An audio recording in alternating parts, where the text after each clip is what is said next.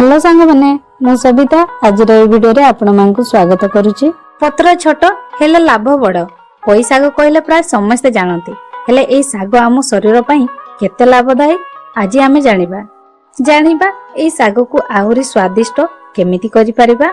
तेणु वीडियोटी को स्किप न करी शेष जाए वाच करिवे। वीडियोटी भलो लागिथिले प्लीज आमको सपोर्ट करी चैनल टी को सब्सक्राइब कर देबा।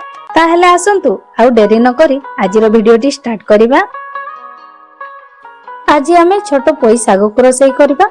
पोई दुई प्रकार अछि, गोटिए होउची बड़ पोई जार पत्र सब बड़ होई थाए, आउ गोटिए एई छोट पोई।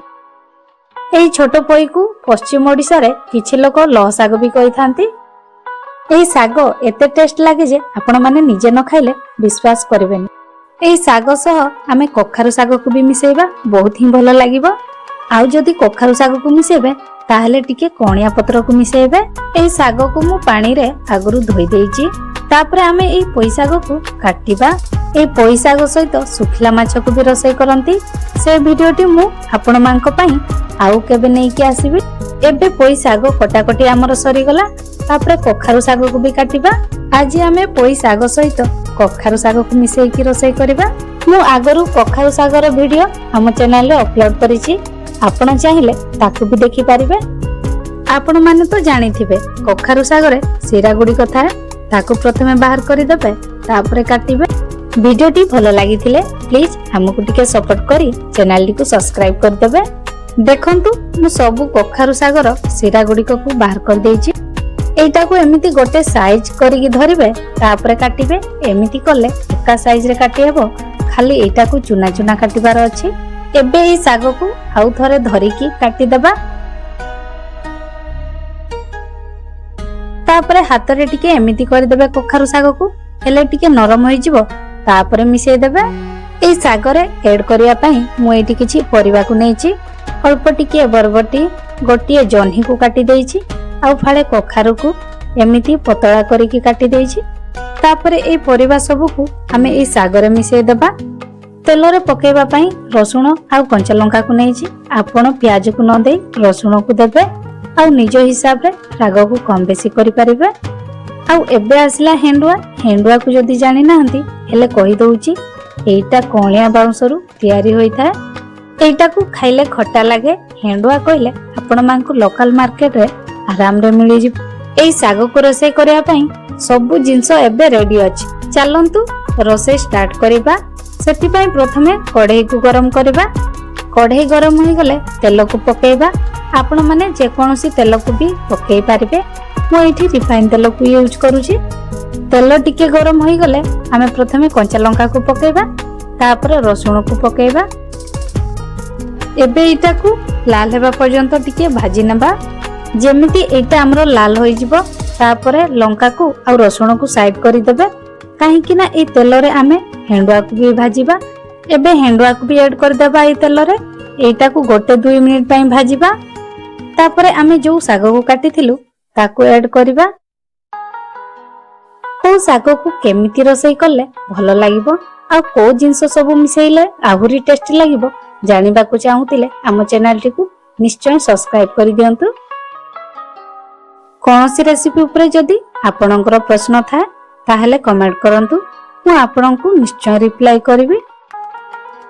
तापरे एइटा को भलो भाबरे मिसेई दबा। जेमिति रसुण कंचा लंका आउ हेंडुआ सब आडे मिसी जिवो, ताहेले सिना टेस्ट आसीबो साग को खाइबारे, नहले टेस्ट केमति आसीबो।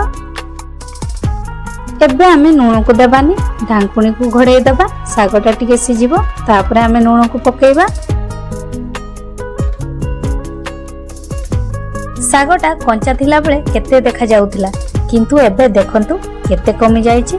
सेति पई मु सब वीडियो रे आपण मानकु कुए जे साग को पकेइबा मात्रे संगे संगे नून को पकेइबेनी। एबे हमें स्वाद अनुसार नून को ऐड करिबा। आपण माने जेतिकी नून को खांती सेही हिसाब रे देबे। नून को ऐड करिबा परे एइटा को भी मिसेई देबा, जा द्वारा सब आडे हमरो नून लागि जिवो।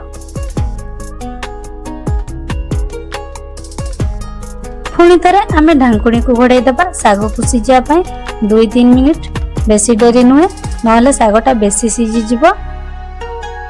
ଆମର 2-3 ମିନିଟ୍ ହୋଇଯାଇଛି। କେତେ ପାଣି ବାହାରିଛି ଶାଗରେ, ଆମେ ବିଲକୁଲ ବି ପାଣି ଦେଇନୁ। ଏବେ ଢାଙ୍କୁଣୀକୁ ଘୋଡେଇବାନି, ଏମିତି ଖୋଲାରେ ହିଁ ଶାଗର ପାଣି ମରିବା ପର୍ଯ୍ୟନ୍ତ ଖୋଲା ରଖିବା। ୟାର ପାଣି ମରିବା ଭିତରେ ଆସନ୍ତୁ ପୋଇ ଶାଗ ଖାଇଲେ ଆମର କଣ ବେନିଫିଟ ହୁଏ ଜାଣିନେବା।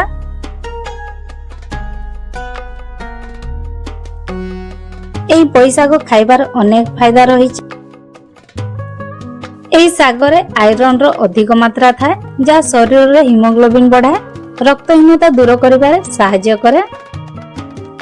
ଏହି ଶାଗ ଖାଇବା ଦ୍ୱାରା ଏଥିରେ ଥିବା କ୍ୟାଲସିୟମ ଏବଂ ମ୍ୟାଗ୍ନେସିୟମ ହାଡକୁ ମଜବୁତ କରେ। ଏଥିରେ ଥିବା ଭିଟାମିନ ଏ ଆଖିର ଦୃଷ୍ଟି ଶକ୍ତି ପାଇଁ ଲାଭଦାୟକ ହୋଇଥାଏ। ଏହି ଶାଗ ଖାଇବା ଦ୍ୱାରା ଶରୀରର ରୋଗ ପ୍ରତିରୋଧ ଶକ୍ତି ବଢେଇଥାଏ। ଏଥିରେ ଥିବା ମ୍ୟାଗ୍ନେସିୟମ ଓ ଜିଙ୍କ ମସ୍ତିଷ୍କକୁ ଶାନ୍ତ ରଖେ, ଭଲ ନିଦ ହେବାରେ ସାହାଯ୍ୟ କରେ। ଏହି ଶାଗ ଖାଇଲେ ଆଇରନ୍ ର ଅଭାବ ଦୂର ହୁଏ ଏବଂ ହାର୍ଟ ସମ୍ବନ୍ଧୀୟ ରୋଗରୁ ରକ୍ଷା ମିଳେ। ଏଥିରେ ଥିବା ଫାଇବର ପାଚନ କ୍ରିୟାକୁ ସୁସ୍ଥ ରଖେ ଏବଂ କବ୍ଜ ଭଳି ସମସ୍ୟା ଦୂର କରିଥାଏ। ଏହି ଶାଗ ଖାଇବା ଦ୍ୱାରା ଆର୍ଥରାଇଟିସ୍ ଜନିତ ସମସ୍ୟା ଦୂର ହୋଇଥାଏ। ଏହି ଶାଗ ଖାଇବା ଦ୍ୱାରା ଶରୀର ଡିଟକ୍ସିଫାଏ ହୋଇଥାଏ ଏବଂ ରକ୍ତ ସଫା ହୁଏ, ଯାହା ଦ୍ୱାରା ଚେହେରା ଉଜ୍ଜଳ ଦେଖାଯାଏ ଏବଂ ପିମ୍ପଲ ସମସ୍ୟା ଥିଲେ ଦୂର ହୋଇଥାଏ।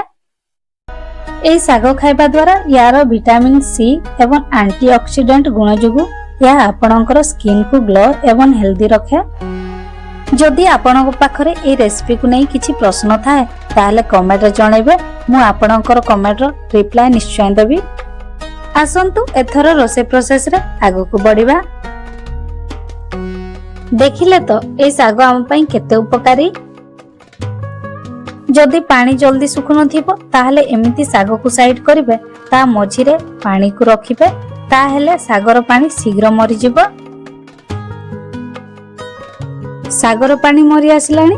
ଏହି ଶାଗରେ ଆମେ ଟମାଟରକୁ ଦେଇନୁ, କାହିଁକି ନା ଆମେ ହେଣ୍ଡୁଆକୁ ୟୁଜ କରିଛେ, ସେଇଟା ବି ତ ଖଟା ଲାଗେ।